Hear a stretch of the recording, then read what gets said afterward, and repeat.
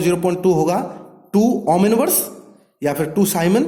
इसी तरह से 0.2 का इनवर्स होगा या फिर इसका उल्टा होगा 5 ओम इनवर्स। 0.25 का 1/0.25 is equal to 4 ohm inverse. ठीक है, तो ये हमें प्राप्त हो जाते हैं। जो एग्जाम्पल में हमें दिया है उसके विपरीत हमारी जो ये वाला सर्किट है ये एडमिटेंस की फॉर्म में है। इनको हम साइमन की फॉर्म में भी लिख सकते हैं, 5 साइमन, 2 साइमन, 4 साइमन, इस तरह से।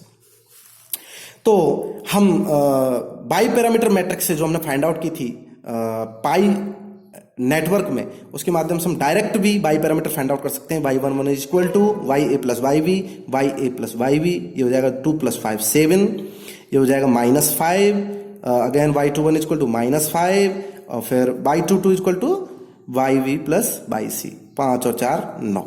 तो डायरेक्ट हम फाइंड आउट कर सकते हैं। अगर किसी को डायरेक्ट फाइंड आउट करने में प्रॉब्लम आ रही है तो वो दूसरा मेथड भी फॉलो कर सकता है, इनको एक एक करके निकालना। तो क्योंकि हम जानते हैं कि y11 is equal to I1 upon V1 when V2 is equal to 0। जब हम V2 जो आउटपुट पोर्ट है उसको शॉर्ट सर्किट कर देंगे तो हमारे पास किस तरह का नेटवर्क बचेगा, हमारे पास ये 2 साइमन बच जाएगा, 5 साइमन हमारे पास ये वाला बच जाएगा एडमिटेंस, और ये जो 4 साइमन था ये वाला यहाँ पर आ जाएगा 4 साइमन करके। इस वाले हिस्से को हमने शॉर्ट सर्किट कर दिया, V2 इज इक्वल टू 0, तो ये शॉर्ट सर्किट हो गया। अब देखिए, क्योंकि इस नेटवर्क में, इस सर्किट में यहां पे ये शॉर्ट सर्किट हो गया, तो अब इस एडमिटेंस का कोई मतलब नहीं रहा, क्योंकि करंट जो है वो डायरेक्ट पास कर जाएगी, इसमें नहीं जाएगी। जो करंट यहां से आ रही किसी भी सोर्स से, हमारे पास इसमें सोर्स है V1, और इससे जो करंट फ्लो होगी वो या तो इसमें होगी और इसमें, दोनों में डिवाइड होगी, और इसमें जो करंट फ्लो हो रही है वो इसमें नहीं जाएगी, प्रतिरोध या फिर एडमिटेंस में नहीं जाकर वो शॉर्ट सर्किट के माध्यम से बाईपास हो जाएगी।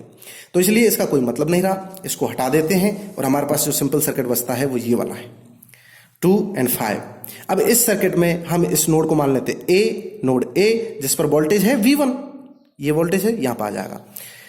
तो KCL लगाते हैं नोड ए पर, तो हमें जो इक्वेशन प्राप्त होती है वो है I1 माइनस, इसमें जो इस वाली ब्रांच में करंट फ्लो होगी वो क्या होगी, एडमिटेंस इनटू वोल्टेज, इसके अक्रॉस वोल्टेज है V1, तो V -2V1, क्योंकि आउटगोइंग करंट है इसलिए हमने माइनस चिन्ह लगाया, -2V1। इधर भी ये जो करंट है वो इधर जाएगी, इस 5 साइमन में। क्यों जाएगी, क्योंकि यहाँ पे वोल्टेज हमारा लगा हुआ है V1, तो इधर करंट जाएगी, तो ये हो जाएगा -V1 माइनस, इस बार V2 0 है तो V1 माइनस V2 हो गया, V1 -0 इंटू 5। इसको जब हम सेपरेट करेंगे तो ये जाएगा हमारा I1 is equal to 7V1, और y11 is equal to I1 upon V1 which is 7 siemens और 7 ओम इनवर्स। तो ये y11 हम इस तरह से फाइंड आउट कर सकते हैं। Similarly y21 is equal to I2 upon V1, चूंकि y21 is equal to I2 upon V1 when B2 is equal to 0। जब आउटपुट पोर्ट शॉर्ट सर्किटेड हो तो हम y21 फाइंड आउट करते हैं, तो इससे हम y21 फाइंड आउट कर सकते हैं I2 अपॉन V1। तो देखिए ये जो 5 साइमन जो है एडमिटेंस है, 5 ओम इनवर्स अथवा 5 साइमन, इसके अक्रॉस जो वोल्टेज लग रहा है वो क्या है, V1 माइनस V2, V2 क्या है 0, तो इसके अक्रॉस वोल्टेज होगा V1, ओनली V1, और इसमें करंट फ्लो हो रही है।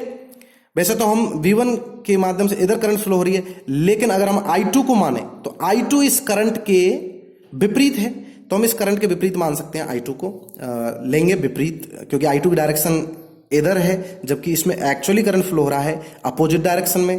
तो अगर हम इसको I2 डैश माने तो I2 होगी वो -I2 डैश के बराबर होगी, और इस तरह से हम इस वाली ब्रांच में हम लिख सकते हैं I2 is equal to -I2 dash, और -I2 डैश, I2 डैश क्या है V1 इंटू 5, ठीक है, तो ये हो गया -V1 5।